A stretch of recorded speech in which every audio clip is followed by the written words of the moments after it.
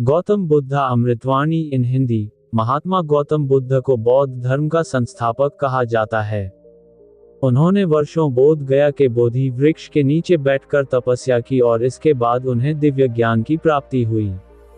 बुद्ध ने अपने विचारों और उपदेशों से पूरे संसार को शांति और अहिंसा का मार्ग दिखाया। इसलिए कहा जाता है कि बुद्ध के विचार आपका जीवन बदल सकते हैं। बुद्ध की आज की अमृतवाणी में आपको बताएंगे गौतम बुद्ध से जुड़ी एक ऐसी कहानी के बारे में जिससे आपके जीवन में खुशियां ही खुशियां रहेंगी। क्योंकि बुद्ध का मानना है कि ये पूरी तरह से आप पर ही निर्भर करता है कि आप खुशी या गम क्या लेना पसंद करते हैं।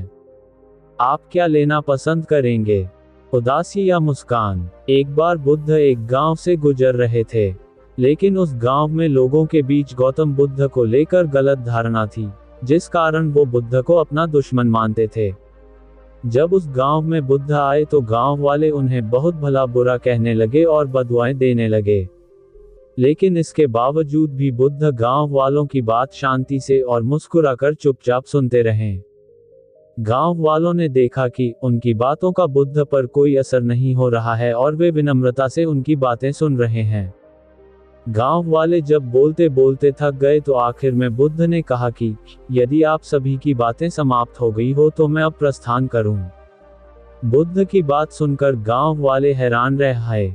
लेकिन उस भीड़ में एक व्यक्ति ने बुद्ध से कहा कि हमने तुम्हारी कोई प्रसन्नता नहीं की है, हम तुम्हें बदुआएं दे रहे हैं, क्या तुम्हें इससे कोई फर्क नहीं पड़ता?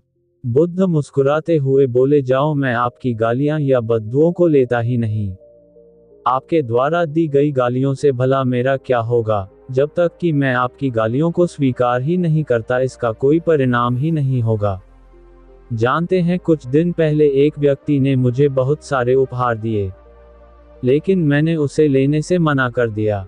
जब मैं लूंगा ही नहीं तो कोई मुझे कैसे दे पाएगा?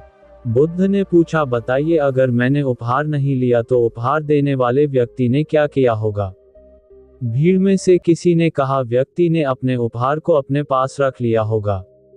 बुद्ध ने कहा, मुझे आप सब पर इसलिए दया आती है क्योंकि मैं आपकी इन गालियों को लेने में असमर्थ हूं और आपकी ये गालियां आपके पास ही रह जाएगी। सीख।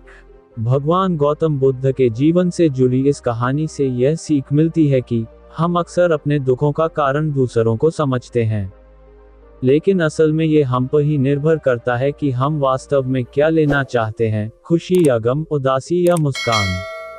यकीन मानिए, ये छोटी सी कहानी जीवन में एक बड़ा बदलाव ला सकती है।